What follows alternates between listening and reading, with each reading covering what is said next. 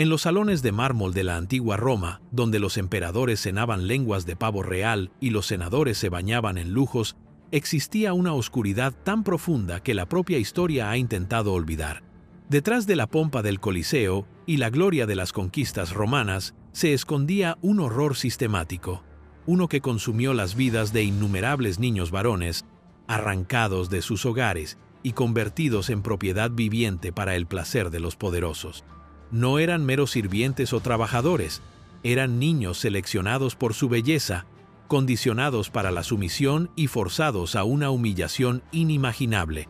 Sus historias han sido sepultadas bajo 2 milenios de silencio, descartadas como una nota al pie incómoda en la gran narrativa de la civilización romana.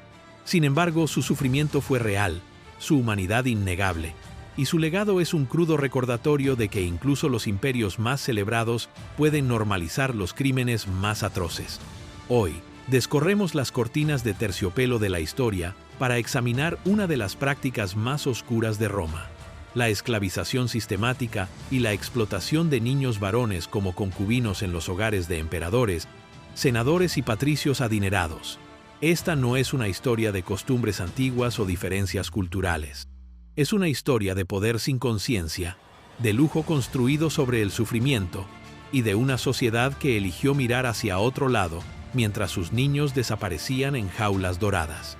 Lo que van a escuchar puede ser perturbador, y así debe ser, porque es al comprender las profundidades de la crueldad humana como nos protegemos de su repetición.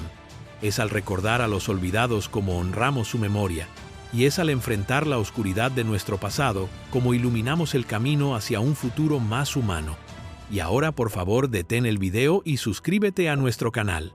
Para poder seguir haciendo videos como este, necesitamos llegar a 1000 suscriptores lo antes posible. Gracias. El año es 117 después de Cristo. El emperador Adriano acaba de ascender al trono, heredando un imperio que se extiende desde Britania hasta Mesopotamia. Roma está en la cima de su poder, sus legiones son inigualables, su riqueza inconmensurable. Pero a la sombra del Monte Palatino, en las villas esparcidas por todo el imperio, un comercio de miseria humana florece a puerta cerrada. Bienvenidos al mundo secreto de los niños concubinos de Roma. Un mundo donde la infancia terminaba en el mercado de esclavos, donde la belleza era una maldición y donde la supervivencia tenía el precio de entregar el alma. Sus nombres fueron borrados, sus voces silenciadas, pero su historia debe ser contada. Esta es su historia. Comencemos por comprender el mundo que engendró tales horrores. Roma en los siglos I y II era un estudio de contradicciones. Un imperio que se enorgullecía de la ley y el orden, pero que prosperaba gracias a la conquista y la subyugación. Celebraba los valores familiares mientras se entregaba a espectáculos de libertinaje. Y quizás lo más revelador, desarrolló filosofías sofisticadas sobre la dignidad humana mientras trataba a vastas poblaciones como propiedad. Para comprender cómo los niños varones caían en esta trampa, primero debemos entender la esclavitud romana en sí misma. A diferencia de la esclavitud racial más reciente, la esclavitud romana era principalmente un producto de la conquista. Cuando las legiones romanas arrasaban la Galia, Germania, Britania o las provincias orientales, no solo traían oro y gloria, traían personas, hombres, mujeres y niños para alimentar el insaciable apetito del imperio por la mano de obra y el lujo. Entre estos cautivos, ciertos niños enfrentaban un destino particularmente cruel. Los niños de entre 7 y 14 años, especialmente aquellos considerados hermosos según los estándares romanos, eran seleccionados para un tipo diferente de servidumbre. No estaban destinados a los campos ni a las minas. En cambio, desaparecían en los hogares de los ricos, donde eran entrenados para servir a propósitos que los historiadores oficiales romanos a menudo encontraban demasiado embarazosos para registrar en detalle. El proceso de selección era despiadadamente eficiente. Los traficantes de esclavos en los mercados desde Delos hasta Roma evaluaban a los jóvenes cautivos como si fueran ganado. Buscaban rasgos específicos: piel suave, rostros simétricos, ojos grandes y una constitución esbelta. Los niños de ciertas regiones, particularmente Siria, Egipto y Asia Menor, alcanzaban precios más altos debido a la fetichización romana de la belleza exótica. Los traficantes conocían bien a su clientela y sabían lo que se vendería. Estos niños eran arrancados de todo lo que habían conocido. Muchos habían presenciado la destrucción de sus aldeas, la masacre de sus padres, la esclavización de sus madres. Ahora se encontraban desnudos en las plataformas de subasta, examinados como objetos por posibles compradores que revisaban sus dientes, palpaban sus extremidades y evaluaban su potencial. Los afortunados eran comprados rápidamente. Los desafortunados se enfrentaban a la incertidumbre de múltiples ventas, cada transacción arrancando otro pedazo de su identidad anterior. Una vez comprados, estos niños entraban en un mundo diseñado para quebrar su voluntad y rehacer su ser. Se les daban nuevos nombres, a menudo nombres griegos afeminados que enfatizaban su estatus de sumisión. Se prohibían sus lenguas nativas, se erradicaban sus prácticas culturales. Cada aspecto de sus vidas anteriores era sistemáticamente destruido, reemplazado por una nueva identidad moldeada enteramente para el placer de sus amos. La transformación física comenzaba de inmediato. Estos niños eran sometidos a un estricto régimen de aseo que parecería extremo incluso para los estándares actuales. Se les eliminaba el vello corporal mediante depilación dolorosa con pinzas o cera.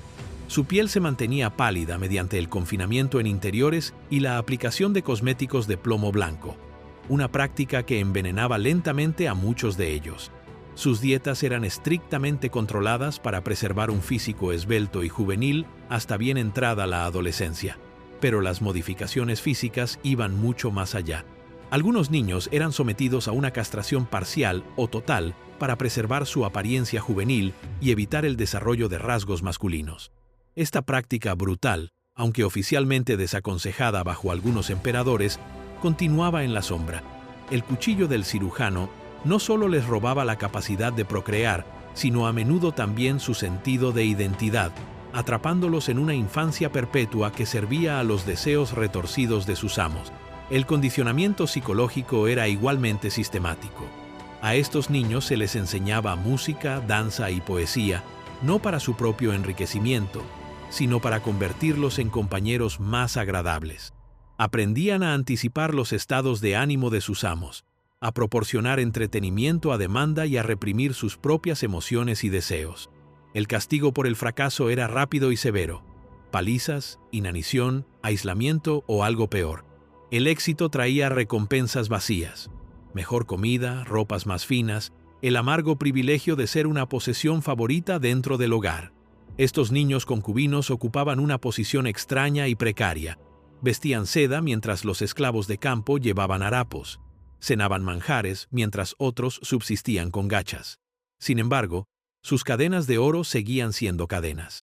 No podían irse, no podían negarse, y no podían reclamar la propiedad ni siquiera de sus propios cuerpos.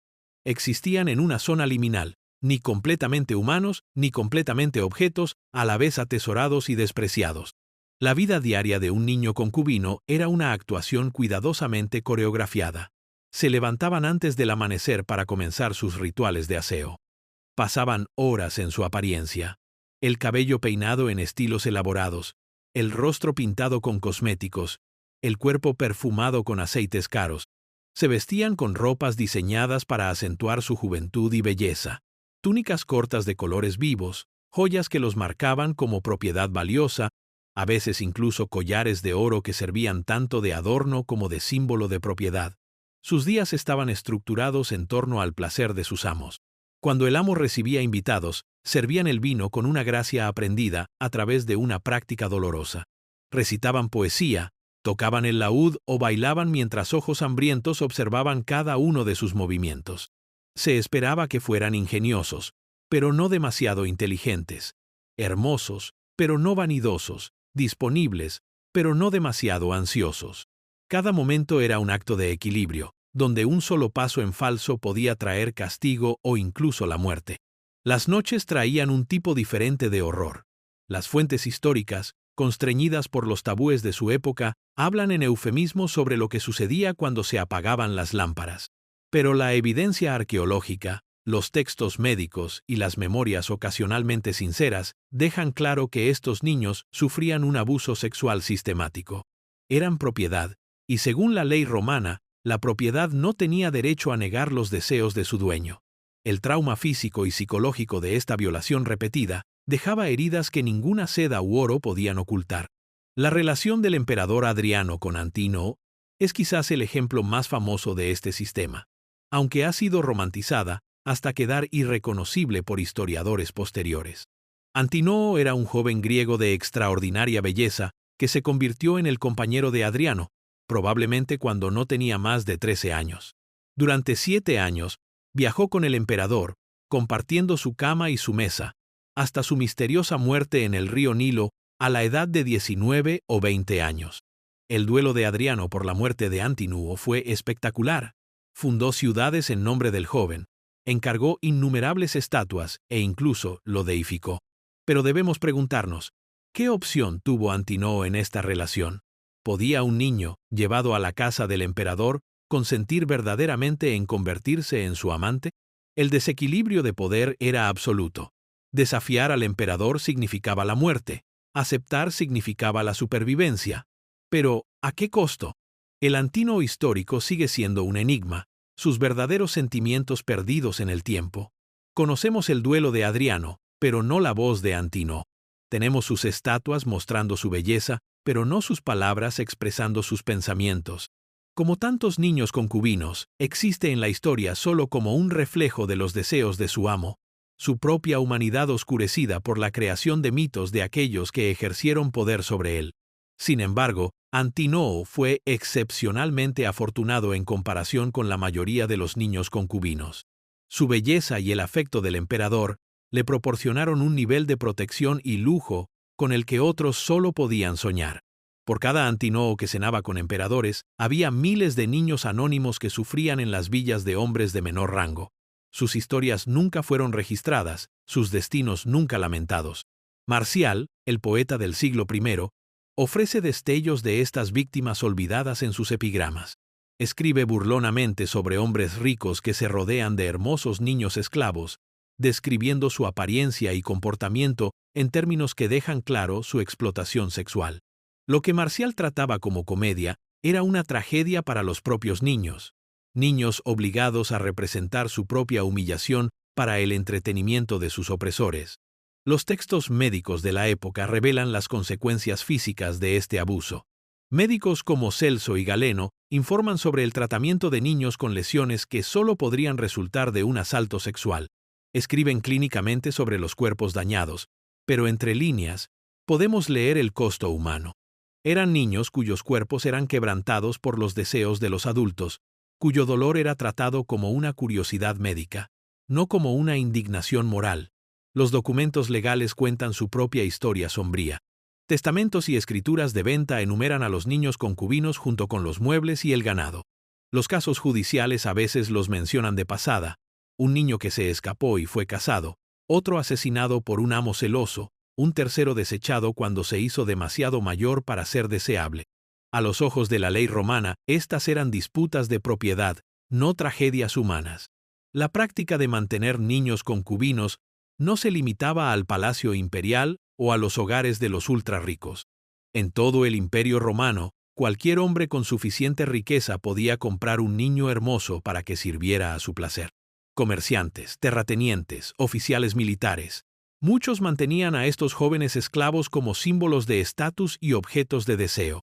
La práctica estaba tan extendida que moralistas como Séneca se vieron obligados a condenarla, aunque sus objeciones a menudo se referían más al exceso que a la explotación en sí.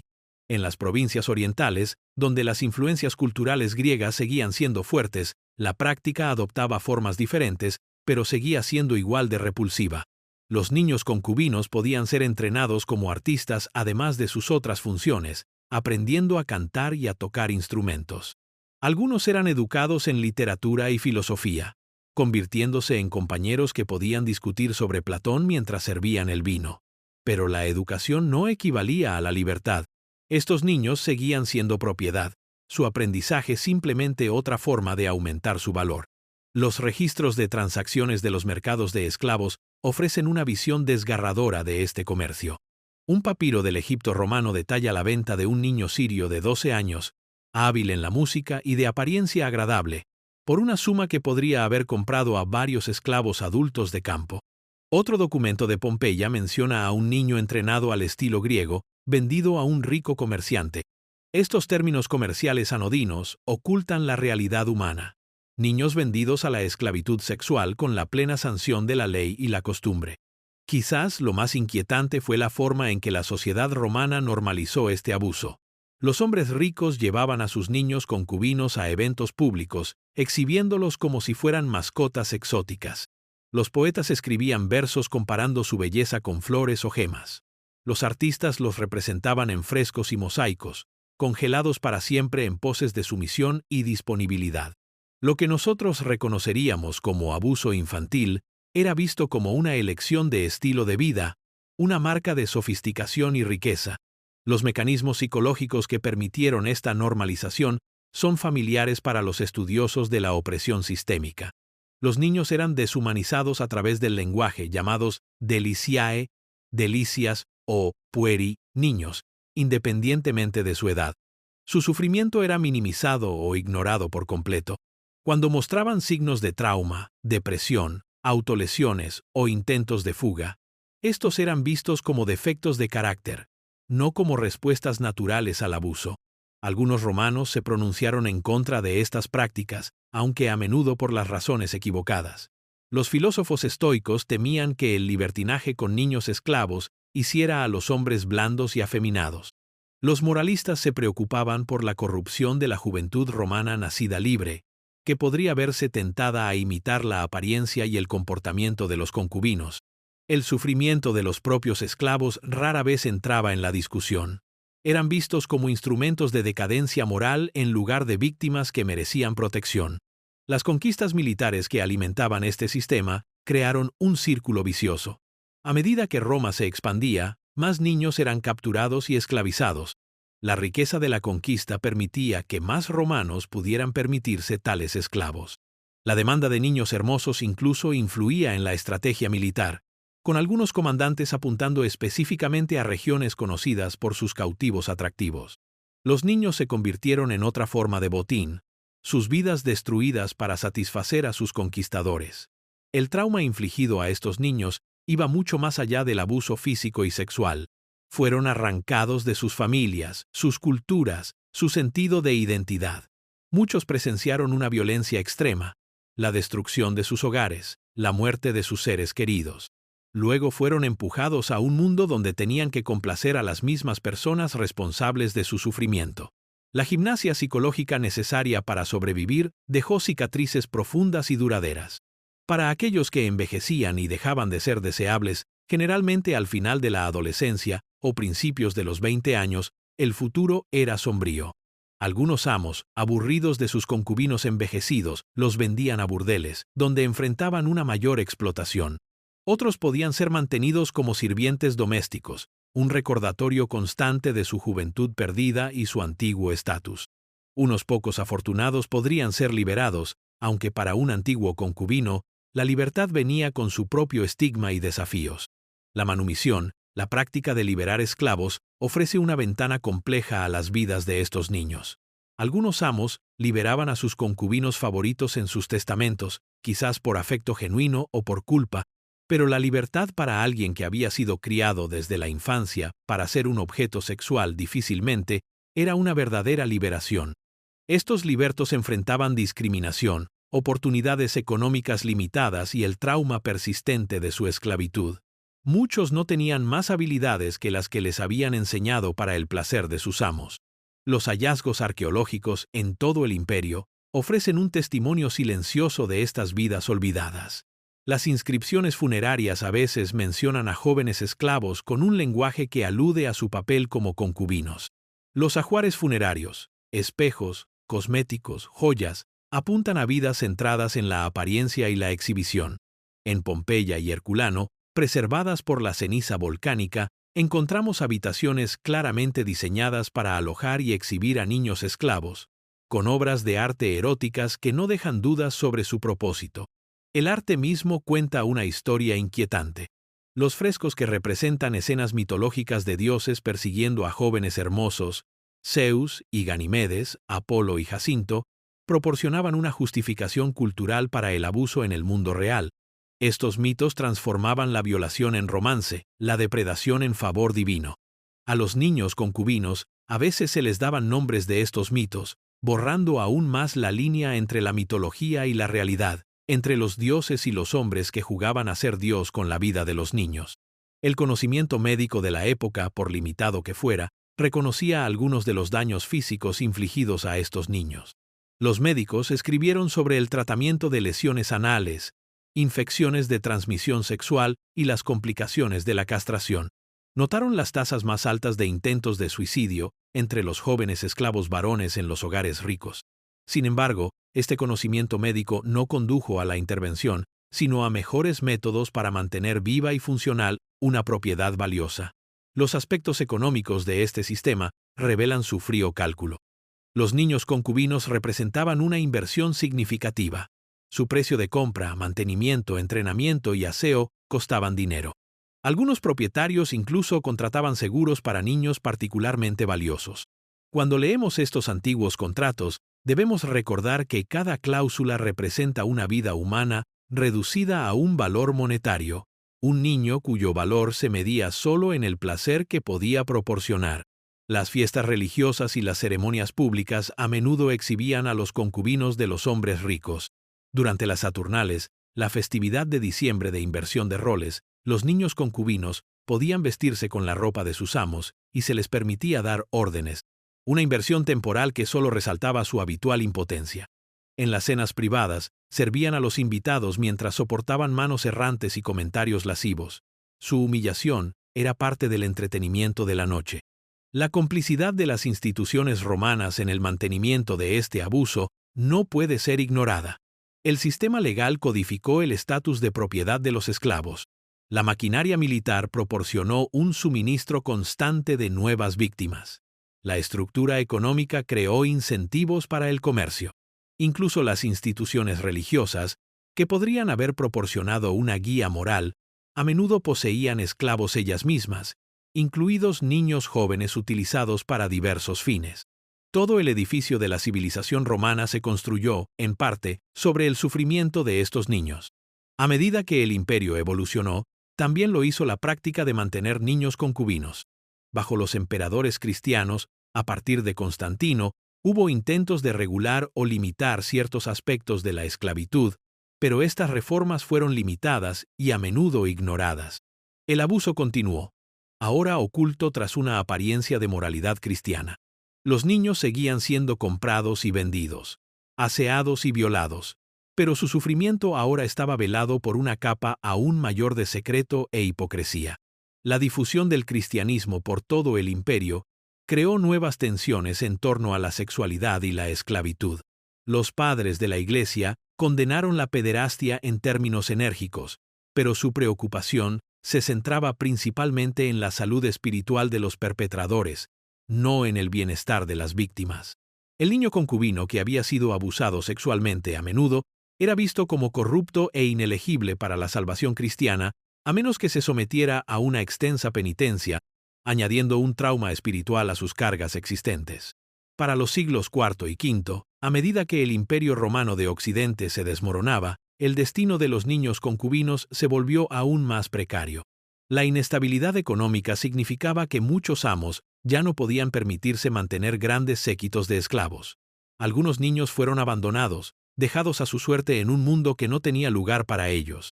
Otros fueron vendidos a nuevos amos en el Imperio de Oriente, donde la práctica continuó durante siglos bajo el dominio bizantino. La caída de Roma no puso fin al sufrimiento, simplemente lo transformó. En el caos de la invasión y el colapso social, las poblaciones vulnerables siempre sufren más. Los niños concubinos, entrenados solo para el placer y la servidumbre, tenían pocas habilidades para sobrevivir. Muchos probablemente perecieron en la agitación. Otros pueden haber encontrado nuevas formas de servidumbre bajo los señores germánicos que adoptaron las costumbres romanas.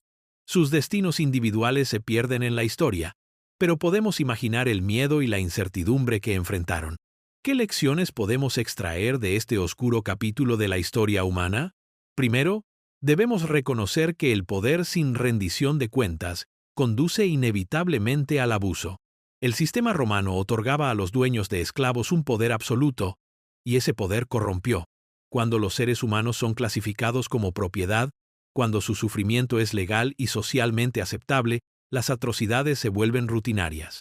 Segundo, vemos cómo las sociedades pueden normalizar las prácticas más atroces a través de una combinación de ley, costumbre y ceguera deliberada.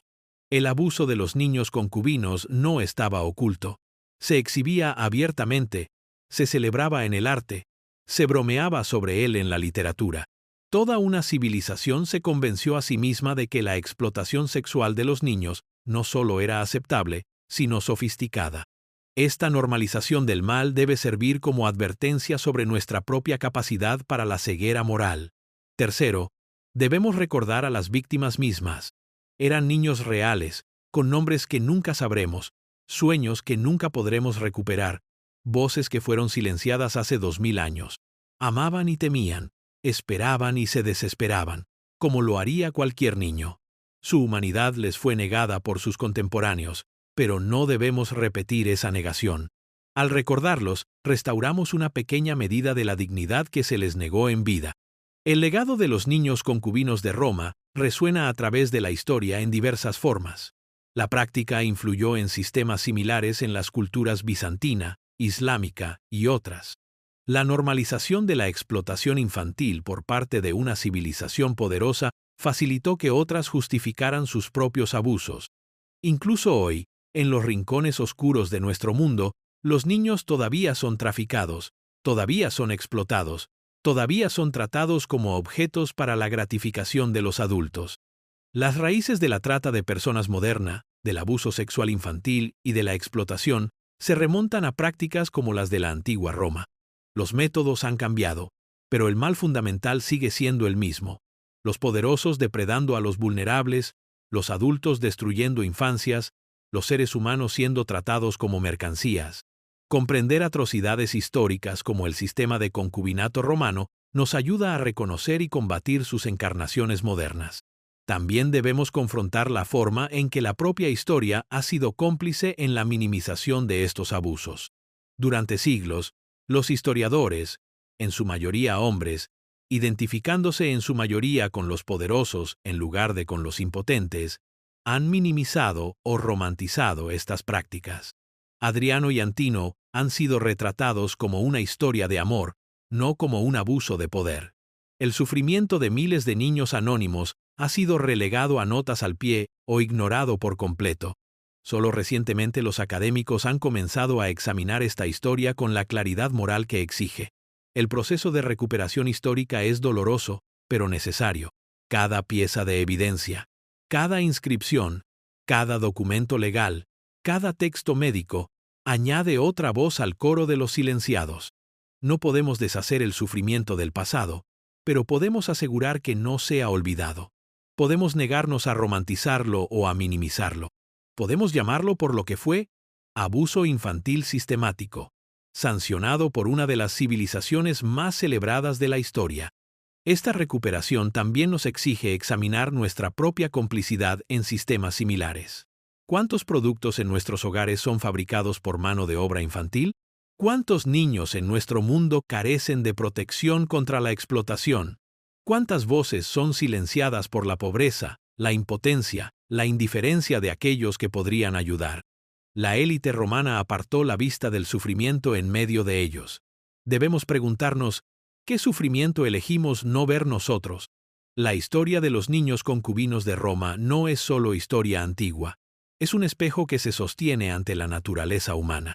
Nos muestra cuán fácilmente las personas civilizadas pueden participar en la barbarie, cuando esa barbarie es rentable y socialmente aceptada. Revela que los vulnerables siempre han pagado el precio de los placeres de los poderosos. Nos recuerda que el progreso no es inevitable, que las civilizaciones pueden ser tecnológicamente avanzadas y moralmente en bancarrota al mismo tiempo. Sin embargo, esta oscura historia también contiene semillas de esperanza.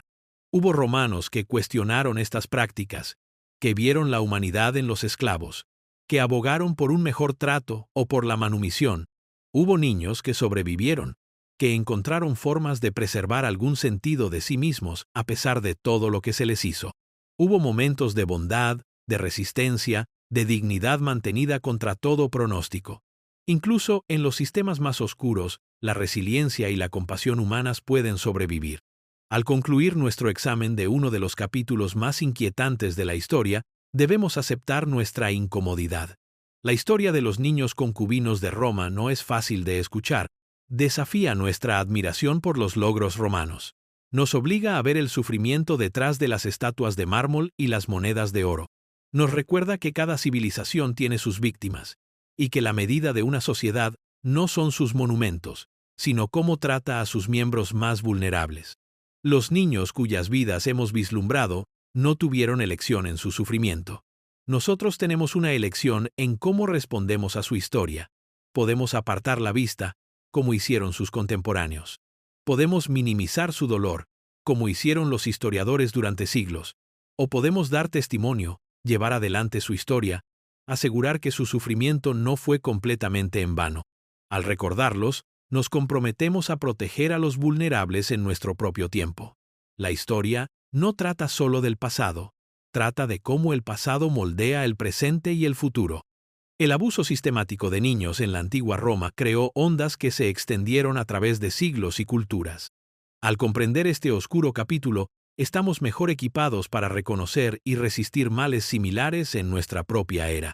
Los niños que sufrieron en las villas romanas no pueden ser salvados, pero quizás su historia pueda ayudar a salvar a otros. Dejemos que sus voces silenciadas hablen a través de nuestra memoria.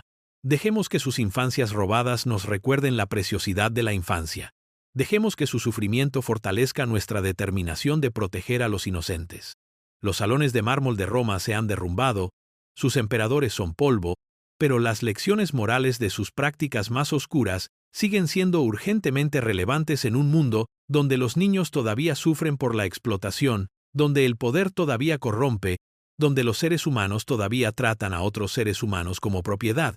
La historia de los niños concubinos de Roma no es historia antigua. Es una advertencia, un lamento y un llamado a la acción.